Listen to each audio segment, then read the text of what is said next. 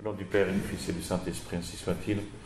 Notre Père qui êtes aux cieux, que votre nom soit sanctifié, que votre règne arrive, que votre volonté soit faite sur la terre comme au ciel. Donnez-nous aujourd'hui notre pain de chaque jour.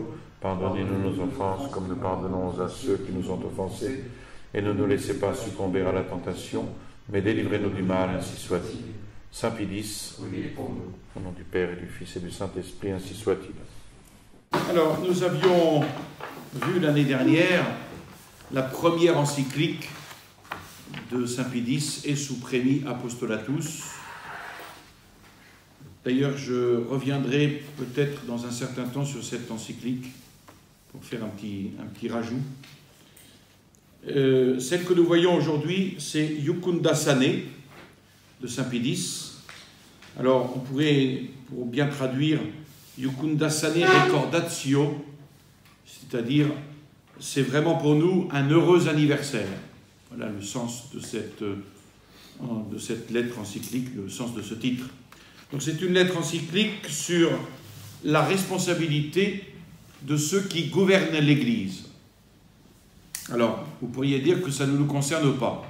Eh bien si, puisque les encycliques sont pour le peuple chrétien dans son ensemble. Et quand on verra bientôt une autre encyclique qui s'appelle Erent Animo de Saint Pédis pour le clergé, je pense que nous en avons à tirer des leçons, non pas pour tirer sur le clergé que vous avez en disant « Ah, bah, ça ne correspond pas tout à fait. » Non. Alors, c'est une lettre encyclique donc sur la responsabilité de ceux qui gouvernent l'Église, et il l'a écrite à l'occasion du centenaire de Saint Grégoire le Grand. Elle est du 4 mars 1904.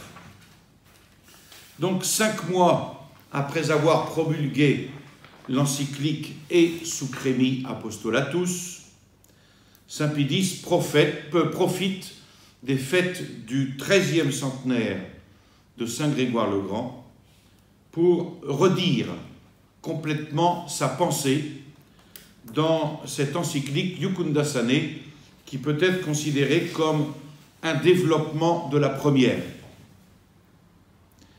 On peut voir sans attendre l'encyclique sur le sillon que dès le début de son pontificat, Saint Pédis professait en fait de constitution civile de l'État des principes nettement opposés à ceux de la démocratie et de ses dérivés, pour qui la puissance sur les hommes est donnée d'en bas.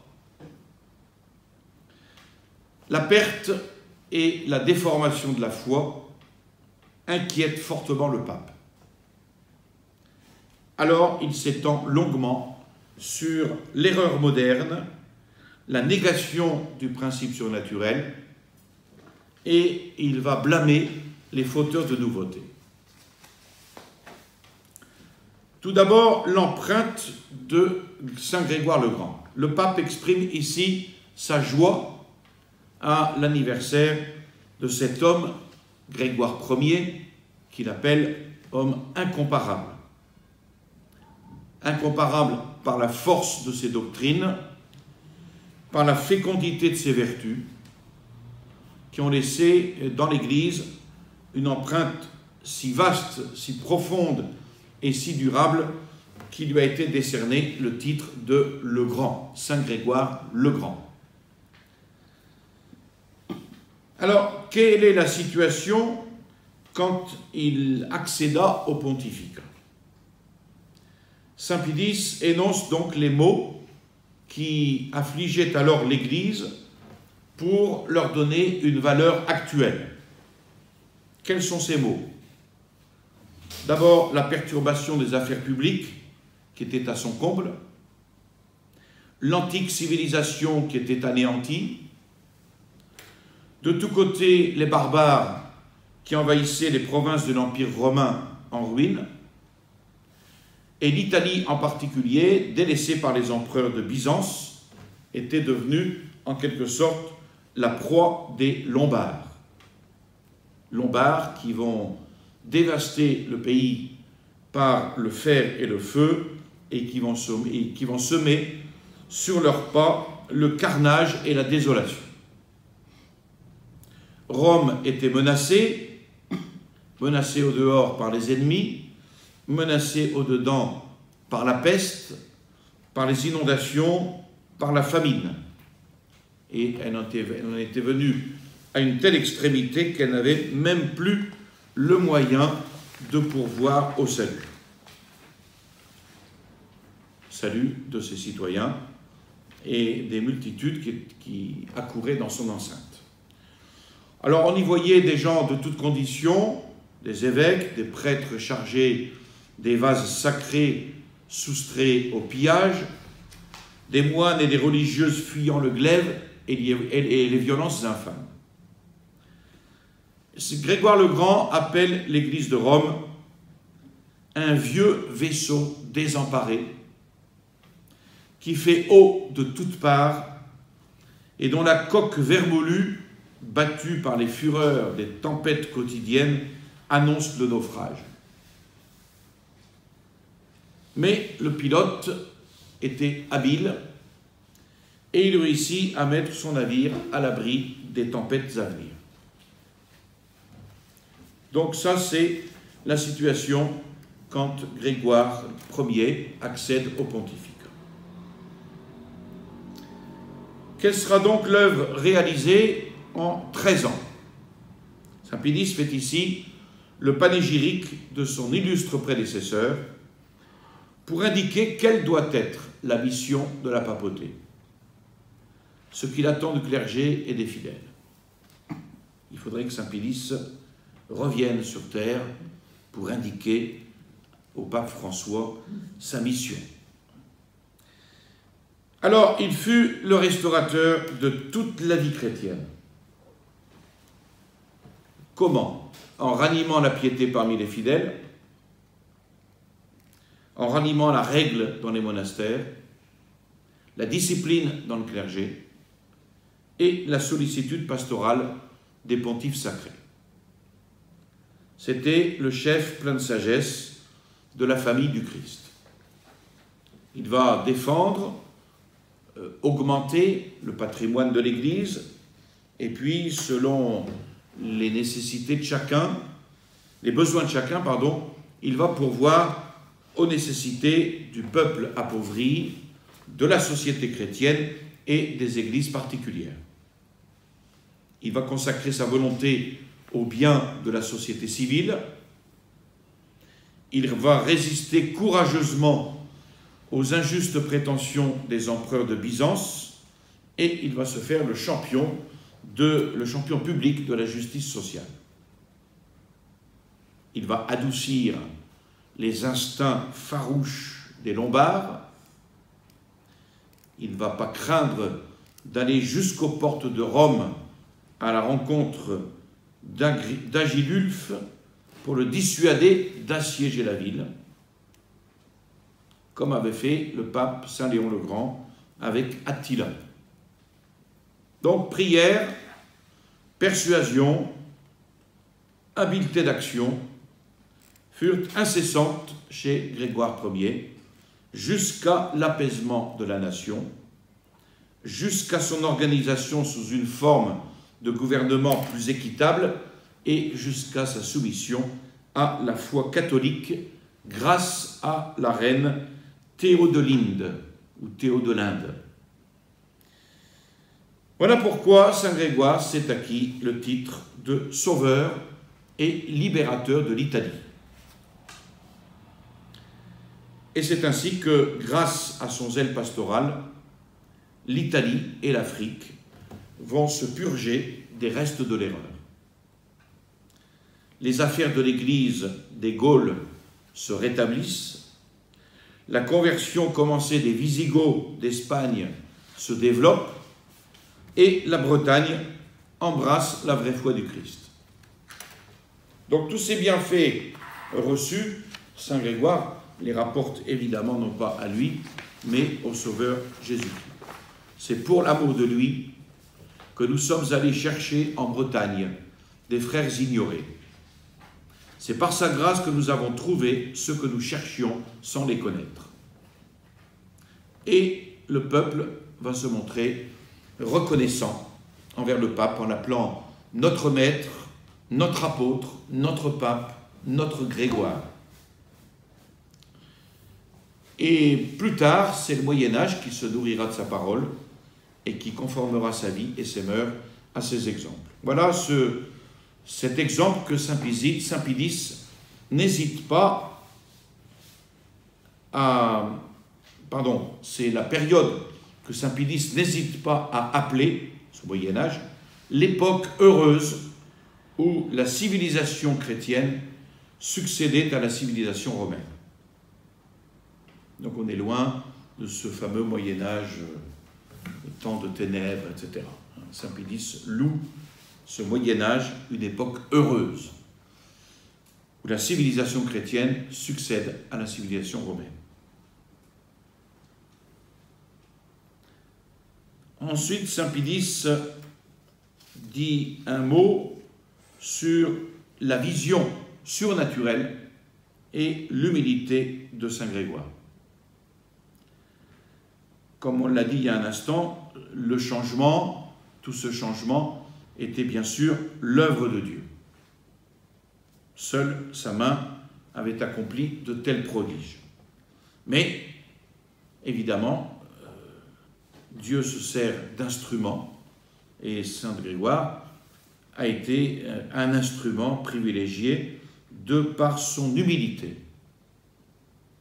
Son expérience dans les affaires, son habileté à conduire à terme ses entreprises, la grande prudence avec laquelle il va ordonner toutes choses, sa vigilance empressée, son zèle toujours en éveil, tout cela va favoriser cette œuvre de Dieu.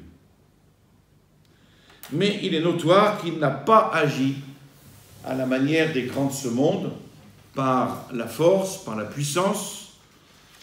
Il ne s'est pas frayé la route avec la seule science profane, ou avec des paroles persuasives d'une sagesse toute humaine, ni avec les calculs de la politique civile, ni avec les savantes combinaisons de réformes sociales, ni avec un vaste programme d'action apostolique bien conçu et arrêté d'avance dans toutes ses phases.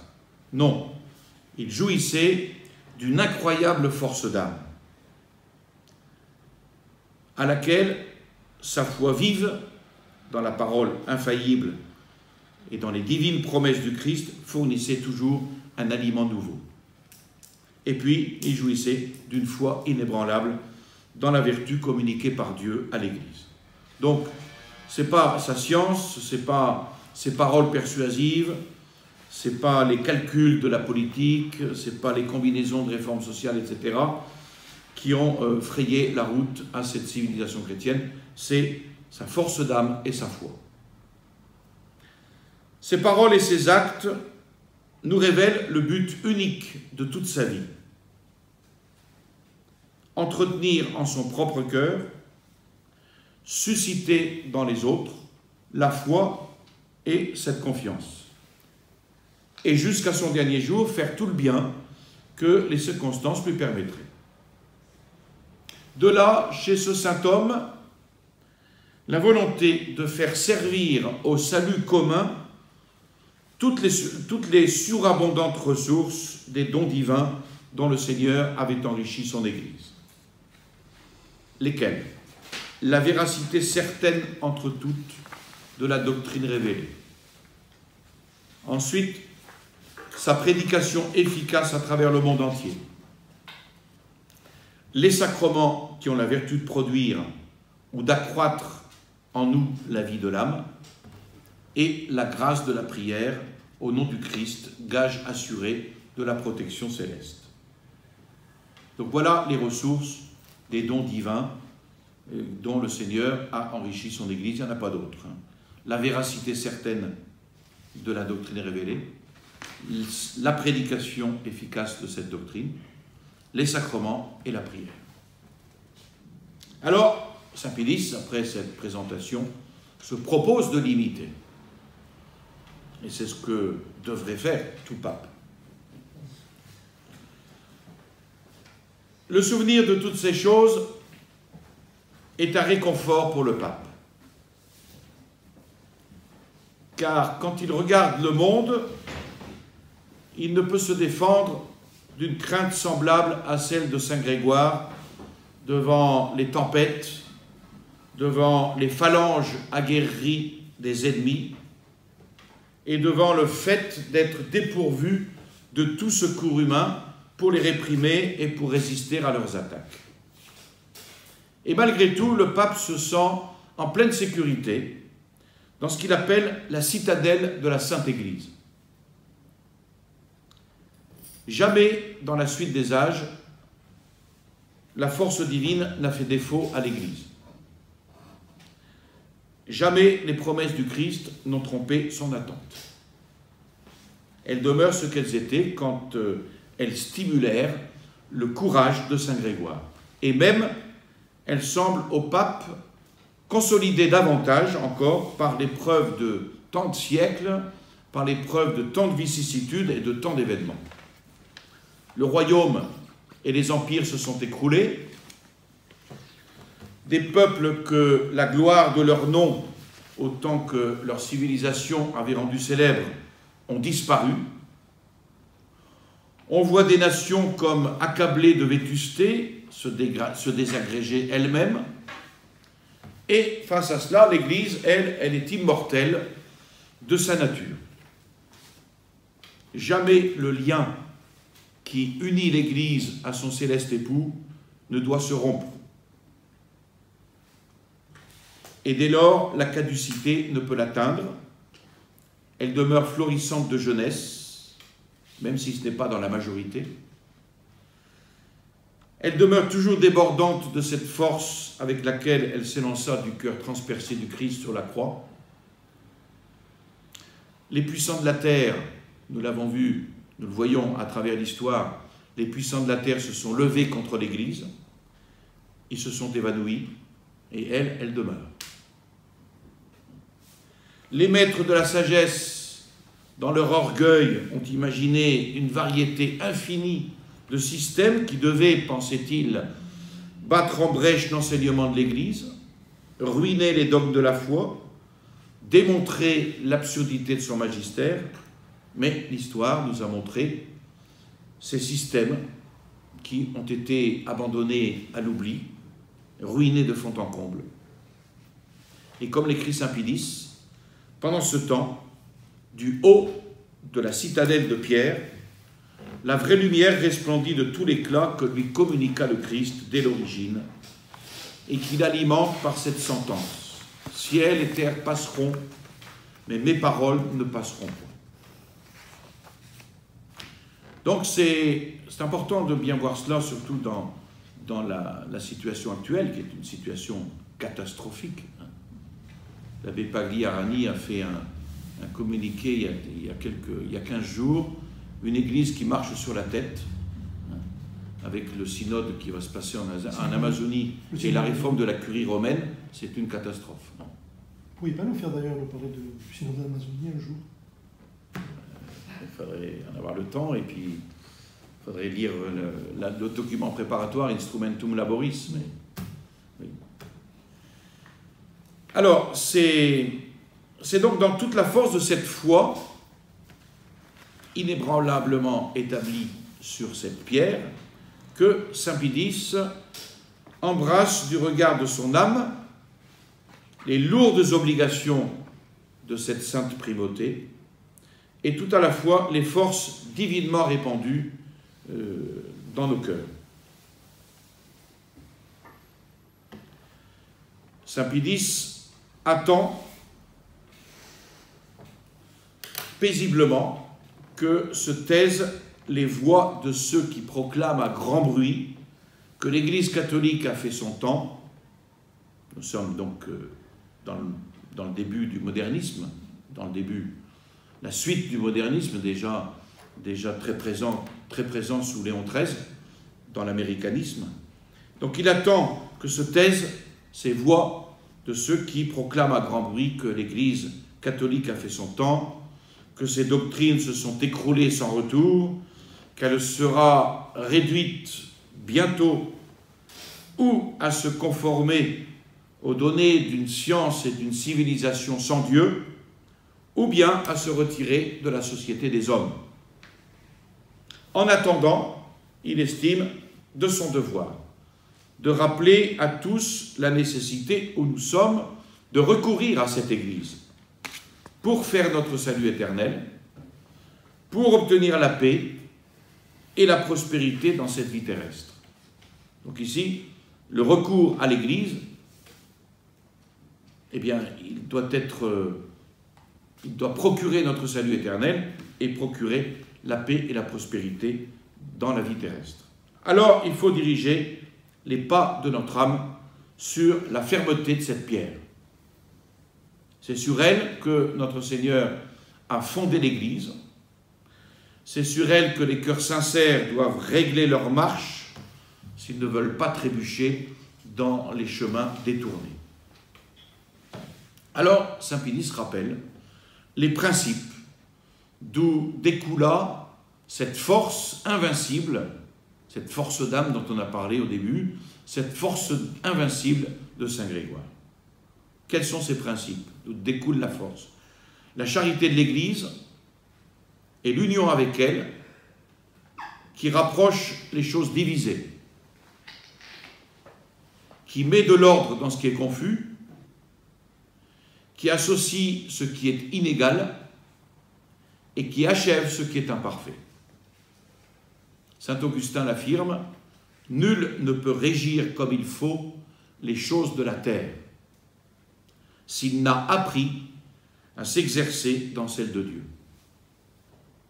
Et la paix de l'État dépend de la paix de l'Église universelle. » D'où l'extrême nécessité d'une concorde parfaite entre l'Église et le pouvoir politique, le pouvoir séculier, qui, selon les volontés de la Providence, doivent se prêter un mutuel concours. Sous-jacent ici une condamnation, évidemment, de la séparation de l'Église et de l'État, qui va intervenir 1 an après cette encyclique de saint Pidis, et contre laquelle il va s'élever très fortement. C'est pour cela, en effet, que la puissance sur tous les hommes est donnée d'en haut, donc pas question ici de souveraineté du peuple, mais souveraineté de Dieu, oui. La puissance sur tous les hommes est donnée d'en haut afin que ceux qui recherchent le bien y soient aidés, que la voie des cieux s'ouvre plus large et que le royaume de la terre serve le royaume du ciel.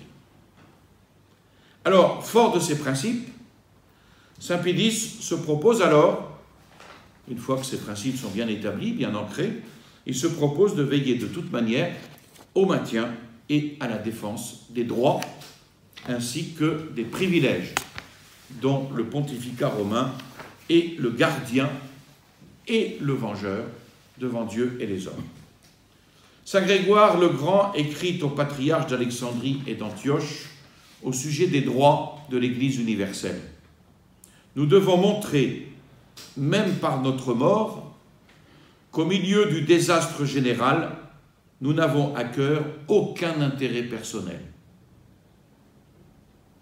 À l'empereur Maurice, il écrit « Celui qui par l'enflure d'une vaine gloire lève la tête contre le Seigneur Tout-Puissant et contre les décrets des pères, le Seigneur Tout-Puissant m'en donne la confiance, celui-là ne fera pas courber la mienne devant lui, même par le glaive. » Au diacre Savinien, il écrit « Je suis prêt à mourir plutôt que de voir dégénérer en mes jours l'Église du bienheureux apôtre Pierre. Mes habitudes vous sont bien connues. Je patiente longtemps, mais quand une bonne fois j'ai résolu de ne plus patienter, je m'en vais avec joie à l'encontre de tous les périls. » C'est beau ça. Je patiente longtemps, mais quand une bonne fois j'ai résolu de ne plus patienter, allez, je m'en vais avec joie à l'encontre de tous les périls. En écoutant cela, dit saint Pidis, les princes comme les peuples y prêtait une oreille attentive. Le monde regagnait le vrai chemin du salut. Et il marchait à grands pas vers une civilisation d'autant plus noble et d'autant plus féconde pour le bon usage de la raison et la conduite des mœurs qu'elle était appuyée sur des fondements plus fermes, tirant toute sa force de la doctrine révélée par Dieu et des préceptes de l'Évangile. Mais à cette époque, les peuples rudes, incultes, avaient soif de la vie. Mais nul ne pouvait la leur donner, sinon le Christ par l'Église. Alors à la vérité, ils ont la vie, et débordante, car si nulle autre vie ne peut venir de l'Église que la vie surnaturelle, celle-ci contient en elle et développe toutes les énergies vitales même de l'ordre naturel. Vous voyez ici, l'ordre surnaturel, la vie surnaturelle va développer les énergies que nous avons dans la nature humaine, dans l'ordre naturel.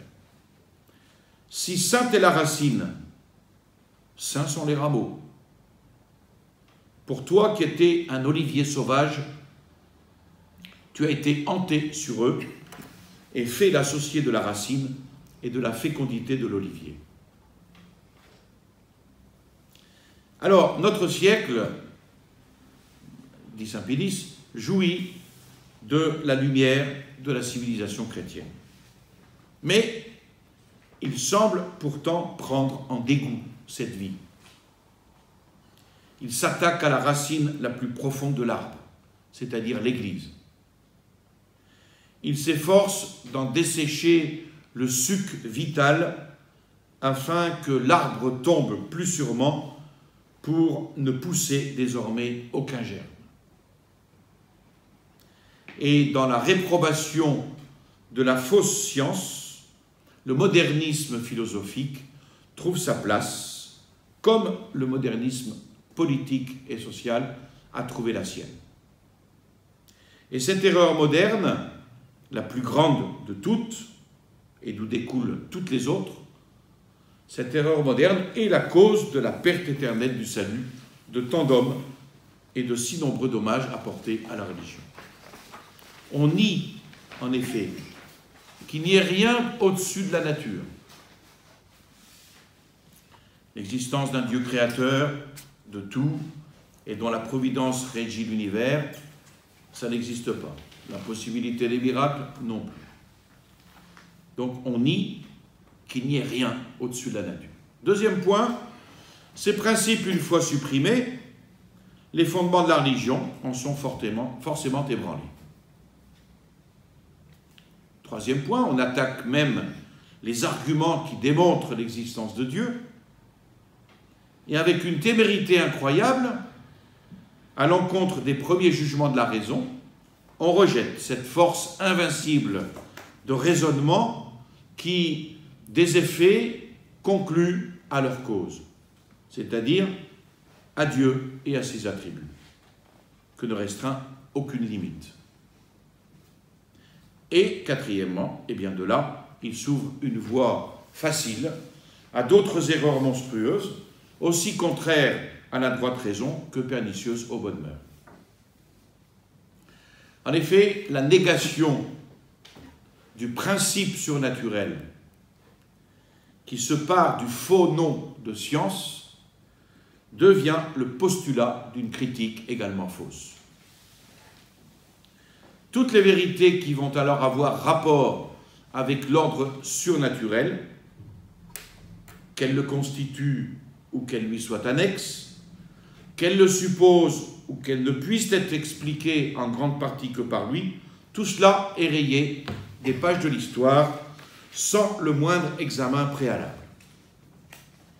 Ainsi, la divinité de Jésus-Christ, son incarnation par l'œuvre du Saint-Esprit, sa résurrection d'entre les morts opérée par sa propre vertu, et tous les autres points de notre foi. Alors, une fois engagée dans cette fausse direction, la science critique ne se laisse plus arrêter par aucune loi. Tout ce qui ne va pas sourire à ses desseins, ou qu'elle estime être contraire à ces démonstrations, tout cela est biffé des livres saints. Alors, l'ordre surnaturel enlevé, il est en effet nécessaire de refaire sur une base bien différente l'histoire des origines de l'Église.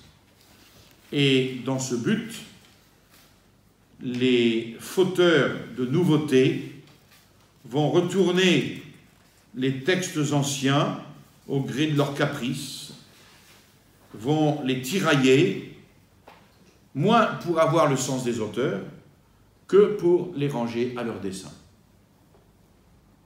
Et ce grand appareil scientifique, cette force spécieuse d'argumentation, va en séduire beaucoup, si bien que la foi va se perdre ou va s'affaiblir gravement. Alors d'autres, restant fermes dans leur foi, vont s'emporter contre la méthode critique comme si elle devait tout ruiner, mais celle-ci, à la vérité, n'est pas elle-même en faute, et légitimement employée, elle facilite très heureusement les recherches. Cependant, ni les uns ni les autres ne font attention à ce qu'ils présument et posent en principe, c'est-à-dire cette science faussement appelée, qui est leur point de départ et qui les conduit nécessairement à de fausses conclusions. Et donc, on sait très bien qu'il est de rigueur qu'un faux principe en philosophie va corrompre tout le reste. Donc ces erreurs ne pourront donc jamais être suffisamment écartées si on ne change de tactique, c'est-à-dire si les égarés ne sortent des retranchements où ils se croient à l'abri. Donc, sus à l'ennemi dans les tranchées, il faut aller les chercher, il faut les débusquer. Il faut débusquer l'ennemi, voilà ce que saint Pédis veut dire. Pour revenir au champ légitime de la philosophie, dont l'abandon fut le principe de leurs erreurs. Et il poursuit, ces hommes à l'esprit délié, qui passent pour habiles, ne savent pas s'élever des choses de la terre à celles qui échappent à la portée du regard. Ils se sont évanouis dans leurs pensées, dit saint Paul aux Romains. Leur cœur insensé s'est obscurci, car en se disant sages, ils sont devenus fous. Fou, en effet, dit saint Pédis, doit être appelé quiconque gaspille les forces de son esprit à bâtir sur le sable.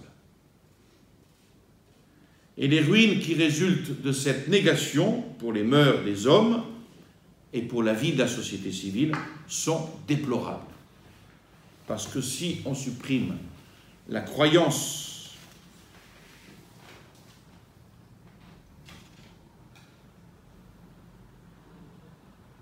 qu'au-dessus de la nature visible, il soit quelque chose de divin, il ne reste plus rien pour réprimer l'ardeur des convoitises, même les plus honteuses. Et les âmes qui s'y livrent sont emportées à tous les désordres. Donc si on ne croit plus qu'au-dessus de la nature visible, il y a quelque chose de divin, eh bien c'est la décadence la plus complète, l'ardeur des convoitises, même les plus honteuses. Et saint Pédis constate et il affirme que de toutes parts déborde le flot des mauvaises mœurs, que le pouvoir civil sera impuissant à le contenir s'il ne cherche un refuge dans le secours de l'ordre élevé dont il a parlé, l'ordre surnaturel. Et que l'autorité humaine ne pourra guérir les autres maladies si on oublie, si on met en doute que tout pouvoir vient de Dieu.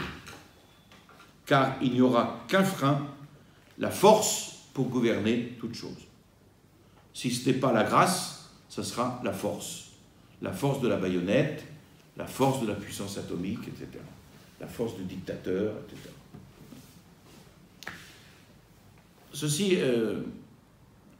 est une application de cette devise de saint Pédis, tout instauré dans le Christ. Mais il ajoute cette force que les pouvoirs civils vont utiliser parce qu'ils ne croient plus en un ordre plus élevé que celui de la nature, cette force ne serait être constamment en exercice et n'est pas toujours dans la main.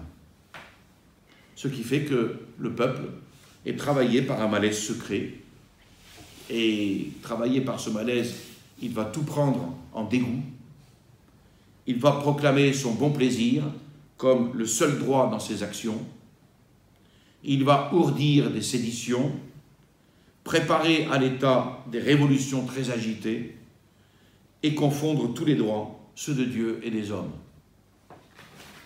Condamnation ici des droits de l'homme. Dieu étant retranché, alors il n'y a plus de respect aux lois de la cité, ni même aux institutions les plus nécessaires. La justice est méprisée. La liberté naturelle, qui est de droit, est elle-même opprimée. Et on en vient à dissoudre le lien de la famille, le premier et le plus solide fondement de la société civile. Chose que nous voyons depuis 40 ans, 50 ans, même plus, déjà commencé par le divorce, etc. Et il arrive ainsi qu'en ces temps hostiles au Christ, on ne puisse appliquer que difficilement les remèdes efficaces que lui-même a procurés à son Église pour maintenir les peuples dans le devoir. C'est ce que nous voyons aujourd'hui. C'est difficile. Les remèdes efficaces sont très difficiles, de plus en plus difficiles à appliquer dans notre monde. Cependant, même si c'est difficile, et même si humainement c'est impossible, on devra toujours maintenir ce principe qu'il n'y a pas de salut ailleurs que dans le Christ. Et on pourrait crier auprès des autorités civiles, est-ce que vous le comprendrez un jour? Pas de salut ailleurs que dans le Christ. Comme disent les Actes des Apôtres, il n'est pas sous le ciel d'autre nom qui ait été donné aux hommes dans lequel nous devions être sauvés. Il est donc nécessaire de revenir à Jésus-Christ, de se prosterner à ses pieds, de recueillir de sa bouche divine les paroles de la vie éternelle. Parce que seul il peut indiquer le chemin capable de nous ramener au salut. Ce n'est pas l'écologie qui va nous ramener au salut. C'est le Christ Jésus. Seul il peut enseigner le vrai. Seul il peut rappeler à la vie. Et notre Seigneur restera donc toujours la pierre angulaire de cette société humaine, n'en déplaise à tous ceux qui pensent pouvoir traiter les affaires du monde en dehors du Christ ou bâtir en rejetant cette pierre angulaire. Ils se casseront les dents comme ils se seront toujours cassés la figure.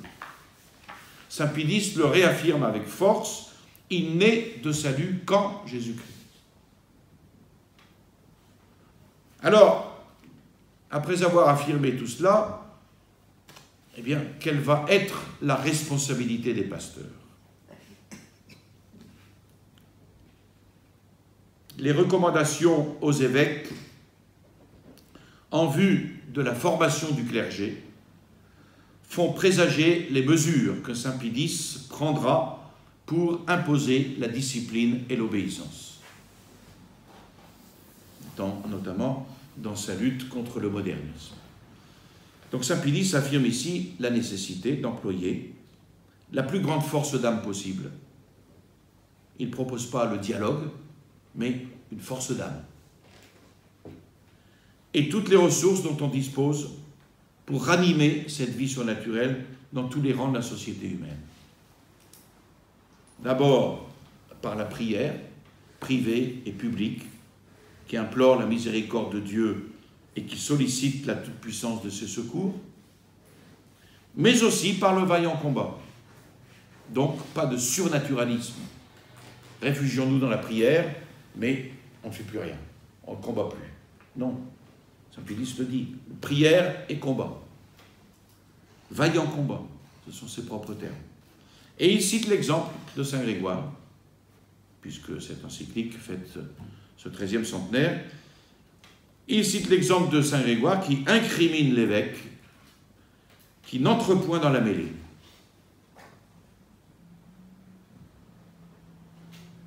C'est ce qu'on lit par exemple, la vie de Garcia Moreno qu'on verra dans les mardis de la pensée catholique, ce chef d'État a mis vraiment en pratique, en tout, il n'est de salut qu'en Jésus-Christ. Et les évêques, il avait au moins l'appui des évêques, ce qu'on n'a plus aujourd'hui. Quand les ennemis de Garcia Moreno allaient voir l'archevêque de Quito pour lui dire que c'était l'oppression, sa réponse, je bénis l'oppression. Ça, c'était les évêques qui avaient le courage de parler. Alors, l'évêque, eh bien, qu'est-ce qu'il doit faire? De quoi est-il chargé? Il est chargé de porter la lumière aux intelligences. Il n'est pas chargé de faire des risettes à tout le monde, mais de porter la lumière aux intelligences. Comment? Par la prédication continuelle de la vérité, par une réfutation vigoureuse des opinions erronées, parce qu'il ne s'agit pas seulement d'affirmer la vérité, il faut aussi condamner l'erreur. Et il doit pour cela s'armer d'une théologie sûre et solide, de toutes les connaissances subsidiaires dont les légitimes investigations de l'histoire ont enrichi la science. Sinon, comme dit saint Grégoire, de l'évêque, cet homme ne porte que le nom. De plus, le pasteur des peuples doit leur inculquer comme il convient les leçons morales enseignées par le Christ, leur apprendre à tenir les rênes de leur raison. Ça, c'est important aussi pour nous. Tenir les rênes de la raison, pour éviter que les tripes prennent le dessus. Et il l'explique, maîtriser les mouvements passionnés du cœur. Ces mouvements passionnés du cœur, ils ne doivent pas passer au-dessus de la raison. Endiguer les débordements de l'orgueil, respecter l'autorité, pratiquer la justice, embrasser tous les hommes dans le même amour, adoucir par la charité chrétienne les aigreurs qui naissent des inégalités de fortune dans la vie sociale, élever les âmes au-dessus des biens terrestres, se contenter de la condition accordée par la Providence, modérer la fougue des revendications, ça c'est pour Mélenchon, et tendre enfin vers la vie future dans l'attente confiante de la récompense éternelle. Il y a tout un programme. Voilà ce que les pasteurs des peuples doivent faire. Et il importe surtout de travailler à ce que ces principes pénètrent dans les âmes, qu'ils y pénètrent et qu'ils s'y gravent intimement afin qu'une vraie et solide piété y pousse de profondes racines, que chacun non seulement professe mais aussi pratique ses devoirs d'homme et de chrétien, se réfugie avec une confiance filiale dans les bras de l'Église et de ses ministres, obtiennent par eux le pardon des péchés et les grâces de force contenues dans les sacrements et conforment sa vie aux préceptes de la loi chrétienne. Voilà toutes les fonctions du ministère sacré. Et elles réclament pour compagne la charité. Animés par elle, animés par cette charité, on relève celui qui gît, on console celui qui pleure, on subvient à toutes les nécessités de nos frères. Ici, il faut bien peser les mots ici. Saint Pilice l'appelle une compagne de tout ce que nous avons vu avant. Elle est une compagne. Et ce devoir de charité doit nous consacrer tout entier, primer toutes nos occupations, céder le pas sur nos intérêts et nos commodités, se faire tout à tous, travailler au salut de tous, même au prix de notre vie. Voilà les enseignements de saint Grégoire. Voilà, nous verrons la suite mardi prochain. Je vous salue Marie, pleine de grâce, le Seigneur est avec vous. Vous êtes bénie entre toutes les femmes, et Jésus, le fruit de vos entrailles, est béni. Sainte Marie, Mère de Dieu, priez pour nous pauvres pécheurs, maintenant et à l'heure de notre mort, ainsi soit-il. Au nom du Père et du Fils et du Saint-Esprit, ainsi soit-il.